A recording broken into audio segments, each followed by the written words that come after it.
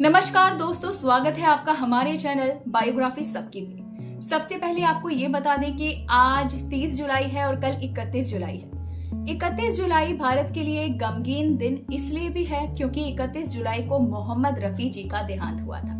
मोहम्मद रफी वो इंसान जिसने भारत को कई सारे ऐसे गाने दिए जिन गानों को सुनकर हमारे लोग खुश भी हुए, उदास भी हुए, रोमांटिक भी हुए।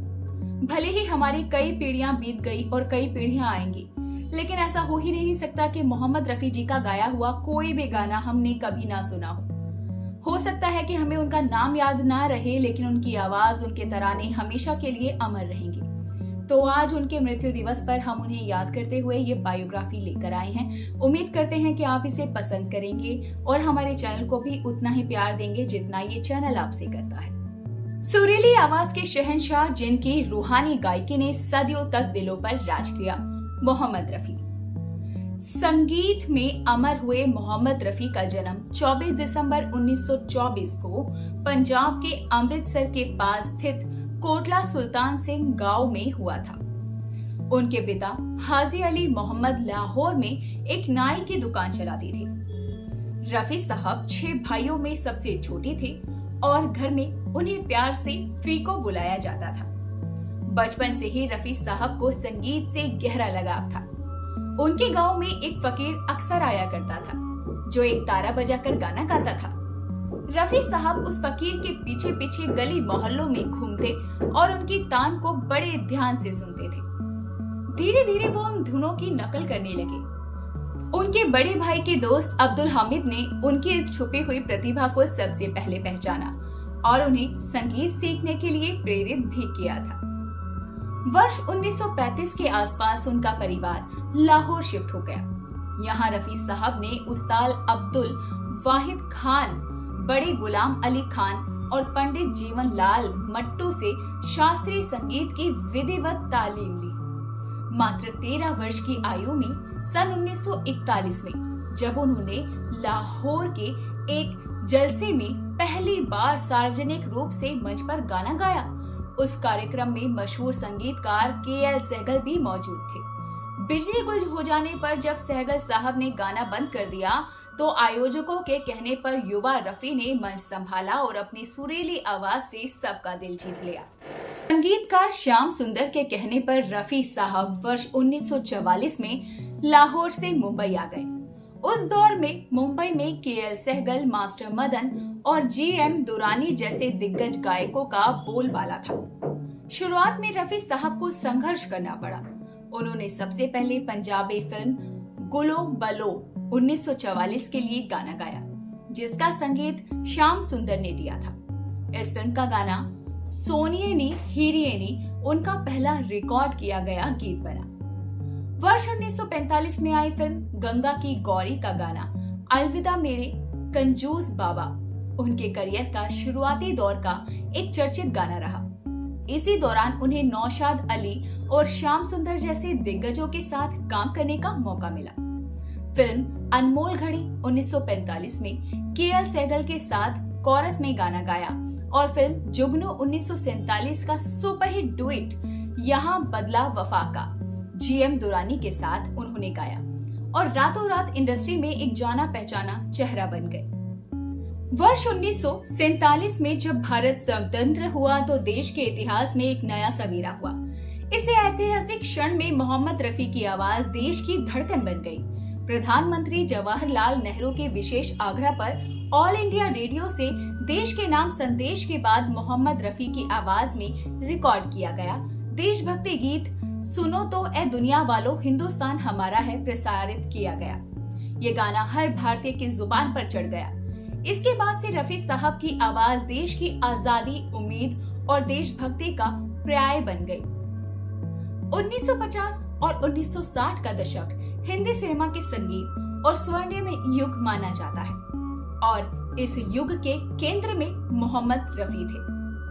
संगीतकार नौशाद अली के साथ उनकी जोड़ी हिट हो गई और इतिहास रच दिया। नौशाद साहब की हर फिल्म, चाहे वो बैजू बावरा 1952 हो, मदर इंडिया 1957 हो, मुगले आजम 1960 हो या गंगा जमुना 1961 हो, रफी साहब के बिना अधूरी थी। फिल्म बैजू बावरा का क्लासिकल गीत मन तड़पत हर दर्शन को आज भी संगीत प्रेमियों की रूह में झकझोर मचा देता है। इस दौर में उन्होंने हर मिजाज के गाने गाए, रोमांटिक गाने, खोया खोया चांद, काला बाजार, चाहूंगा मैं तुझे, सांझ सवेरे, दोस्ती, दर्द भरे और गंभीर गीत, दिन ढल जाए, हाय रात न जाए, चल उड़ जा रे पंछी भाभी, मस्त मौला और भांगड़े वाले गीत, जरा सामने तो आओ छलिया, सावन की घटा, ए गुल बदन प्रोफेसर। संगीतकार एस.डी. बर्मन और ओ.पी. नैयर के साथ भी उनके रिश्ते बेहद गहरे रहे।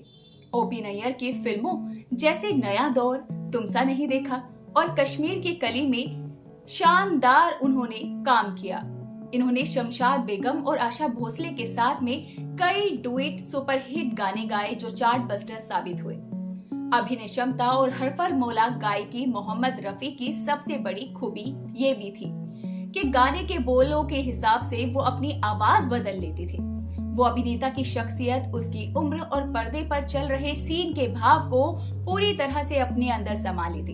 अगर स्क्रीन पर देवानंद अपनी मस्त मौला अदाएं दिखा रहे हैं तो रफी की आवाज में वो शौकपन मस्ती साफ झलकती थी। खोया खोया चांद। अगर स्क्रीन पर दिलीप कुमार का कोई दर्द भरा गंभीर दृश्य है तो उनकी आवाज में एक गहरा ठहराव और दर्द उतर आता था। सुहानी रात ढल चुकी है। शम्मी कपूर की याहू, ये गाना तो सबने सुना ही होगा। इस रॉकिंग गाने में रफी साहब की आवाज का जो रोमांच था उसके बिना शम्मी कपूर की कल्पना भी नहीं की जा सकती, चाहे कोई मुझे जंगली कहे। बहुमुखी प्रतिभा और विभिन्न शैलियों में रफी साहब ने केवल हिंदी ही नहीं बल्कि भोजपुरी, बंगाली, उड़िया, पंजाबी, मराठी, सिंधी, गुजराती, फारसी, स्पेनिश, अंग्रेजी और डच भाषाओं में भी गीत गाए। उन्होंने रोमांटिक गानों से लेकर भजन, कवाली, गजल, शास्त्रीय संगीत पर आधारित तराने, हर विद्या में महारत हासिल की। उनके गाए हुए देशभक्ति गीत जैसे कर चले हम फिदा जाने तन साथियों, हकीकत आज भी हर भारतीय की आंखों में आंसू ले आता है। वहीं उनके गाए हुए भजन जैसे मधुबन खुशबू देती है या सुख के सब साथी दुख का ना कोई, इंसानियत और अध्याय का पाठ पढ़ाते हैं। चुनौतियां तो उनके जीवन में आई 1970 के दशक की शुरुआत में। हिंदी सिनेमा में एक नया दौर आया। फिल्म आराधना 1969 की अपार सफलता के बाद किशोर कुमार मुख्य धारा के रोमांटिक गानों की पहली पसंद बन गए। उस दौर में एक ऐसा समय भी आया जब संगीतकारों ने नए गायकों की तलाश का रुख किया और रफी साहब को मिलने वाले गानों की संख्या में थोड़ी कमी आई। लेकिन रफी साहब ने कभी हार नहीं मानी। शांत स्वभाव के धनी थे और उन्होंने कभी मीडिया विवाद में पड़कर अपनी गरिमा को कम नहीं होने दिया। उन्होंने अपनी गायकी की साधना को जारी रखा और अपने काम से आलोचकों का मुंह बंद कर दिया। संगीत साधना 1970 का उत्तरार्ध और 1980 की कहानी ये है कि 1970 के दशक में आखिर में रफी साहब ने एक बार फिर धमाकेदार वापसी की थी। लक्ष्मीकांत प्यारेलाल और आर.डी. बर्मन जैसे संगीतकारों के साथ उनकी जोड़ी ने एक बार फिर चार्ट्स पर राज करना शुरू कर दिया। वर्ष 1980 में आई फिल्म कर्ज का गाना दर्दे दिल दर्दे जिगर भी इस बात का सबूत है कि उम्र बढ़ने के बावजूद उनकी आवाज का जादू कम नहीं हुआ था। उसी वर्ष उन्हें फिल्म दोस्ती के लिए राष्ट्रीय पुरस्कार और कई फिल्म फेयर पुरस्कारों से भी नवाजा गया। ये उनका एक कमबैक था। लेकिन इसी के साथ 31 जुलाई 1980 की वो काली शाम भारतीय संगीत जगत के लिए एक सबसे बड़ा आघात बनकर सामने आई।